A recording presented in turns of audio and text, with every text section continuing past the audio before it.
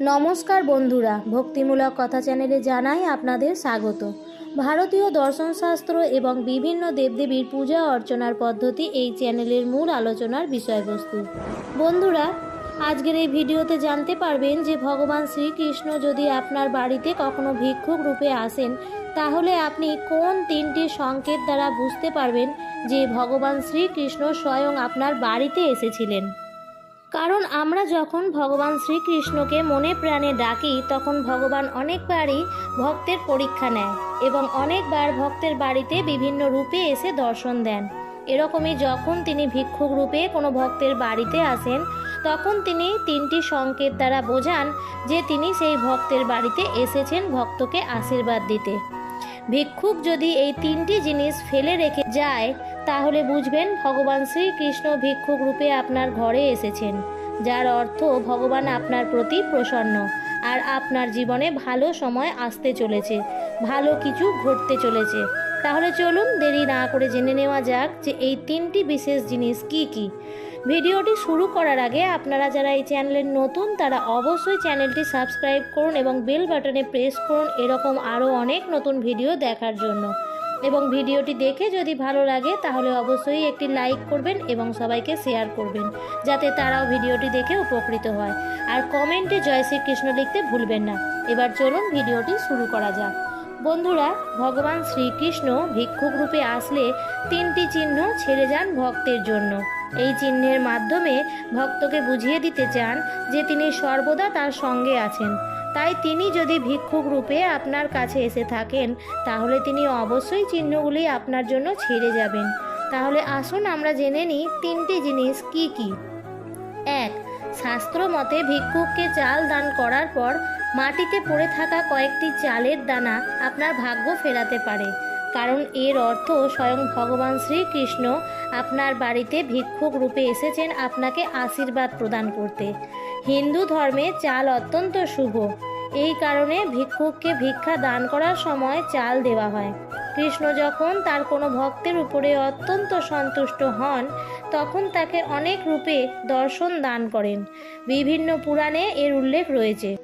যদি আপনার দুয়ারে কখনো কোনো ভিক্ষুক এসে দানের চাল নেওয়ার সময় কয়েক দানা চাল ফেলে গিয়ে থাকে, তাহলে বুঝে নেবেন আপনার শুভ সময় আসতে চলেছে। ভগবান শ্রীকৃষ্ণের আশীর্বাদে আপনার জীবনের সকল সমস্যার সমাধান হতে চলেছে। তাই আপনার দুয়ারে আসা ভিক্ষুককে কখনোই ফিরিয়ে দেবেন না। এতে পরিবারের অমঙ্গল হবে, পরিবারের অর্থ সংকট দেখা দেবে।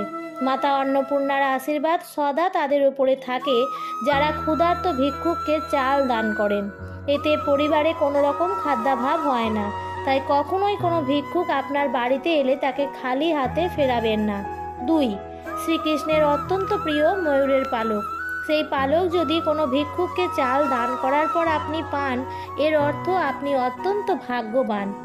ভগবান শ্রীকৃষ্ণ ভিক্ষুক রূপে আপনাকে দর্শন দিয়েছেন। শাস্ত্র মতে ময়ূরের পালক ঠাকুর ঘরে স্থান পায়।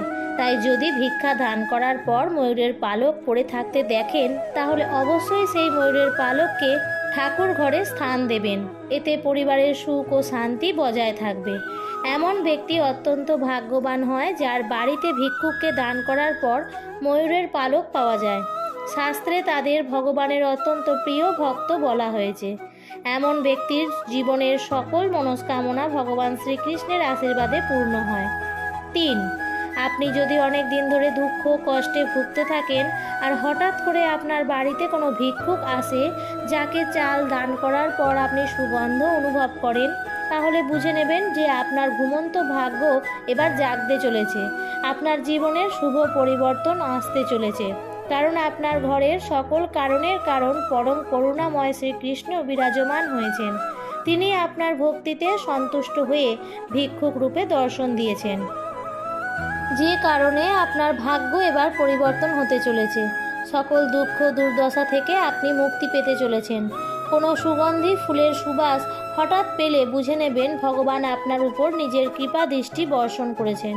তাই ভিক্ষুককে চাল দান করার পরে যদি দেখেন চালের দানা বা ময়ূরের পালক পড়ে আছে কিংবা কোনো সুগন্ধি পাচ্ছেন, তাহলে বুঝে নেবেন ভগবানের আশীর্বাদ সর্বদা আপনার সঙ্গে রয়েছে এবং তিনি আপনাকে দর্শন দিয়েছেন। বন্ধুরা, শাস্ত্র অনুসারে ভিক্ষুককে দান করা গৃহস্থের একান্ত কর্ম। এটা বলা হয়েছে যে স্বয়ং নারায়ণ ভিক্ষুক রূপে আসে ভক্তের কাছ থেকে সেবা নেওয়ার জন্য। পুরাণে বর্ণিত আছে, ভগবান বিষ্ণুর যজ্ঞ চলাকালীন ভিক্ষুক ব্রাহ্মণের বেশে বালির কাছে উপস্থিত হয়েছিলেন। যাদের মন পবিত্র এবং যারা পরোপকারী হয়, ভগবান তাদের প্রতি প্রসন্ন হয় এবং ভিক্ষুক রূপে তাদের দর্শন দেন। এমন ব্যক্তির ভগবানের বিশেষ কৃপাদৃষ্টি লাভ করেন।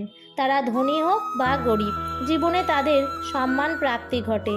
সাধু ও ঋষিরূপেও ভগবান নিজেকে ভক্তের কাছে প্রকাশ করে থাকেন। তাই কখনো এদের অনাদর বা অসম্মান করবেন না, এতে পূর্বের ভক্তির পূর্ণ ফল নষ্ট হয়ে যায়। তাই খালি হাতে কখনোই কোনো ক্ষুধার্তকে ফিরিয়ে দেবেন না।